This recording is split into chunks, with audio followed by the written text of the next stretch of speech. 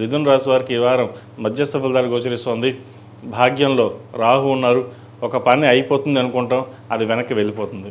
మనం ఏదైనా సరే అన్ని పనులు మనం చక్కగా చేయగలం అని అనుకుంటాం. ఈ వారం ఈ పని అయిపోతుంది అనుకుంటాం, చేదాకా వస్తుంది పని, మళ్ళీ వెనక్కి వెళ్తుంది.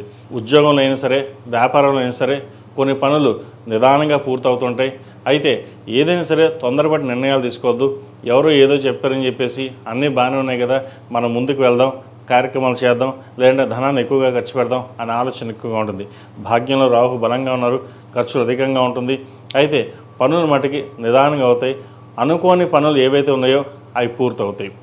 అనుకున్న పనులు ఏవైతే ఉన్నాయో అవి నిదానంగా ఉంటాయి. ఏదైనా సరే భగవంతుడి మీద భారం వేసి మీ పని మీరు ప్రారంభించండి, మీ పని మీరు చేసేయండి. తద్వారా మంచి ఫలితాలు ఉంటాయి.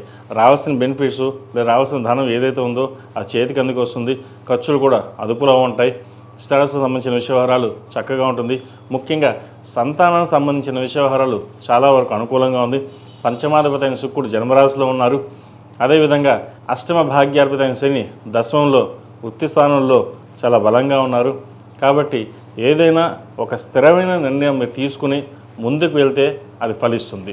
తర్వాత చూద్దాం, లేదా ఎవరు ఏదో చెప్పారు అని అనకుండా, అదేవిధంగా తొందరపాటు నిర్ణయాలు తీసుకోకుండా ఒక నిర్ణయానికి వచ్చేటప్పుడు అన్నిటినీ పరిశీలించుకొని ముందుకు వెళ్ళండి.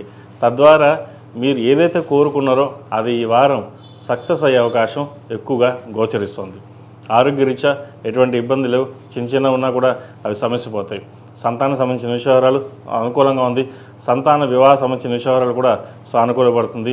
అయితే ఇది అధిక జ్యేష్ఠ మాసం కాబట్టి ముహూర్తాలు మనం ఏం చూడం కాబట్టి ఏదైనా సంబంధాలు వస్తే నిజ జ్యేష్ఠ మాసంలో చూసుకుని ముందుకు వెళ్ళడం చెప్పదగినది. ఈ రాశిలో నిర్మించిన విద్యార్థులకు కాలం అనుకూలంగా ఉంది. రావాల్సిన బెనిఫిట్స్ బాగుంటాయి. తృతీయాధిపతి అయిన రవి వ్యయంలో ఉన్నారు. జన్మరాశ్యాధిపతి చతుర్థాధిపతి అయిన బుధుడు వ్యయంలో ఉన్నారు. విదేశీ సంబంధించిన విషయవహారాలు, విదేశాలకు వెళ్ళాలనుకునే వారికి కాలం అనుకూలంగా ఉంటుంది. ఖర్చులు ఎలా ఉన్నా సరే మనం ఒక స్థానం సంపాదించుకోవాలి, మన విదేశాలకు వెళ్ళి ఒక మనకంటూ గుర్తింపు తెచ్చుకోవాలి అనే వారికి చక్కటి అవకాశం చెప్పొచ్చు. అదేవిధంగా ప్రభుత్వ రంగం కోసం ప్రయత్నాలు చేస్తున్న వారు కూడా కాలం అనుకూలంగా ఉంది. ఏదైనా సరే నిర్ణయాలు తీసుకుని ముందుకు వెళ్ళండి, మంచి ఫలితాలు సంప్రాప్తిస్తాయి. ఈ రాష్ట్రంలో జన్మించిన స్త్రీలకు వృత్తి ఉద్యోగాల పరంగా, వ్యాపార పరంగా మధ్యస్థ ఫలితాలు గోచరిస్తుంది. ఆరోగ్యం పట్ల కొన్ని జాగ్రత్తలు తీసుకోవాలి. దూర ప్రాంత ప్రయాణాలు కలిసి వస్తాయి. సంతాన అభివృద్ధి బాగుంటుంది. సంతానం కోసం చేసే ప్రయత్నాలు ఏవైతే ఉన్నాయో అవి ఖచ్చితంగా ఈ వారం కొంతవరకు నెరవేరుతాయి కూడా. అదేవిధంగా ఖర్చుల్ని అదుపులోకి రావడం, ఒక కార్యక్రమం తలపెడితే అది 10 మందిలోనూ ఎలా ఉంటుందా ఏమనుకుంటానని కాకుండా మనగా వెళ్ళాలి, మన ఒక స్థానం సంపాదించుకోవాలి. ఎవరు ఏమన్నా సరే మన నిర్ణయాలు మార్పు ఉండదు, ఇలానే ఉండాలి అనే భావంతో ఉంటారు. ఏది ఏమైనా సరే నలుగురు సలహాలు తీసుకుని ముందుకు వెళ్ళండి, మంచి ఫలితాలు ఉంటాయి. భూ సంబంధించిన విషయవహారాలు, స్థిరాస్తి సంబంధించిన విషయాలు సానుకూలంగా ఉంటుంది. సహోదరి మధ్య విభేదాలు వచ్చే అవకాశం గోచరిస్తుంది. వాటి విషయంలో జాగ్రత్త తీసుకోండి.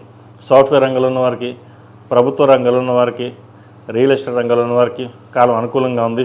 ఏది ఆశించకుండా మీరు చేసే ప్రయత్నాలు ఏవైతే ఉన్నాయో అవి ఫలిస్తాయి. ఆశించే ఫలితాలు ఏవైతే ఉన్నాయో అవి నిదానంగా ఉంటుంది.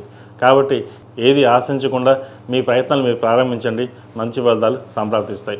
ఈ రాశిలో జన్మించిన వారికి కలిసి వచ్చే సంఖ్య 8, కలిసి వచ్చే రంగు గ్రే. ఏదైనా పని మీద బయటకు వెళ్ళేటప్పుడు బుధవారం కానీ శనివారం అడిగిన వెళ్ళండి, మంచి ఫలితాలు సంప్రాప్తిస్తాయి. ఈ పూజస్టోర్.in పసుపు కుంకుమ నుంచి దేవతా విగ్రహాల దాకా అన్ని రకాల పూజలు, వ్రతాలు, గృహప్రవేశం, హోమాది శుభకార్యాలకు కావాల్సిన పూజా సామాగ్రి అంతా ఒక్క క్లిక్ తోనే మీ ఇంటి వద్దనే పొందండి. ఈ పూజస్టోర్.in